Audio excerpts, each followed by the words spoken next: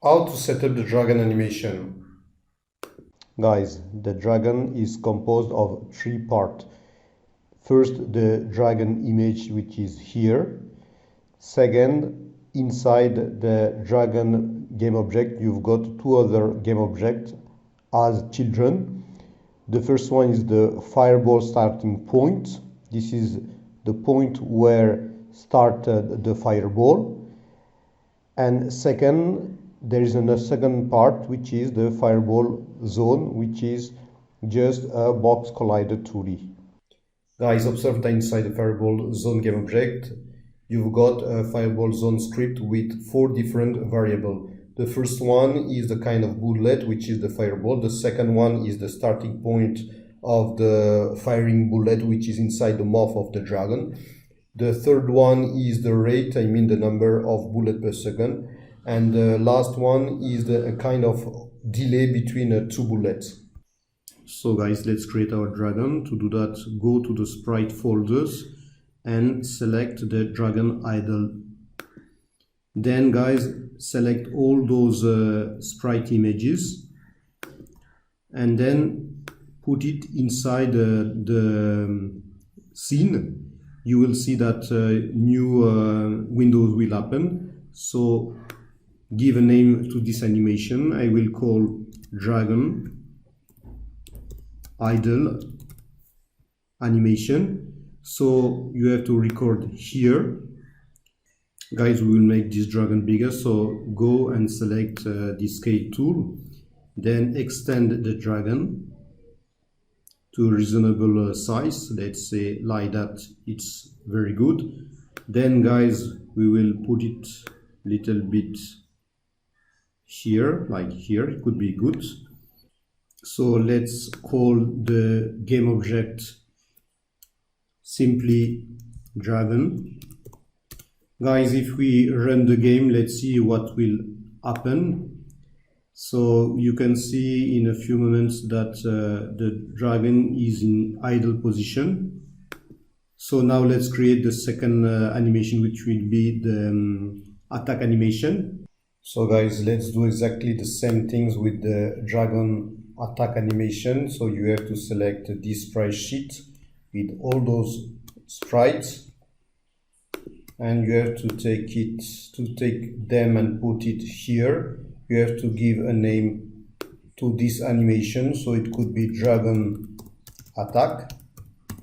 Then you have to record here, and guys, you can see that the dragon attack and the dragon idle animation are both here. So you can even see 2 animators, so you can delete this one, you don't need it anymore.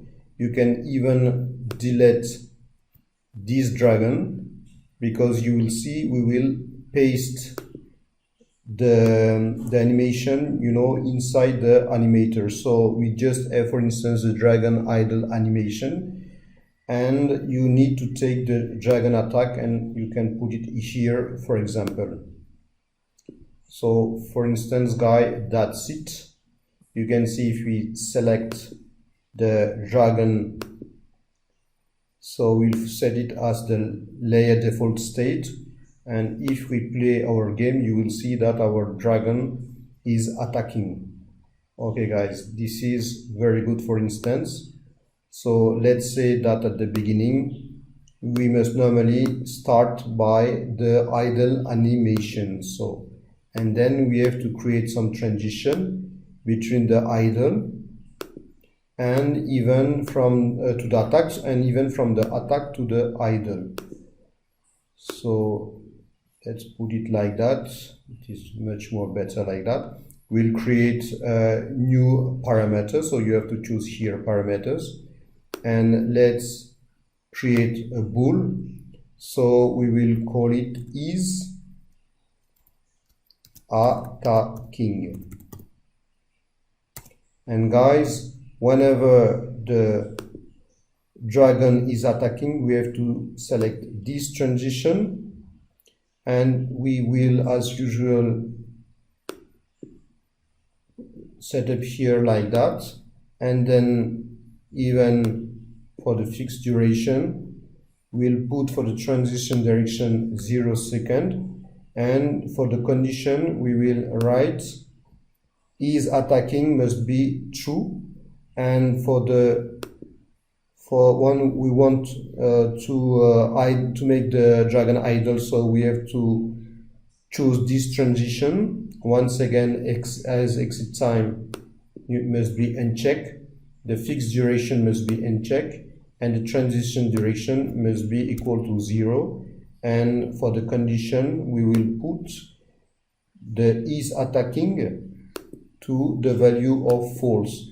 Guys, I have to put a G here, I forgot that, and it is corrected over there, so everything is good. For instance, set up the dragon idle on attack animation first.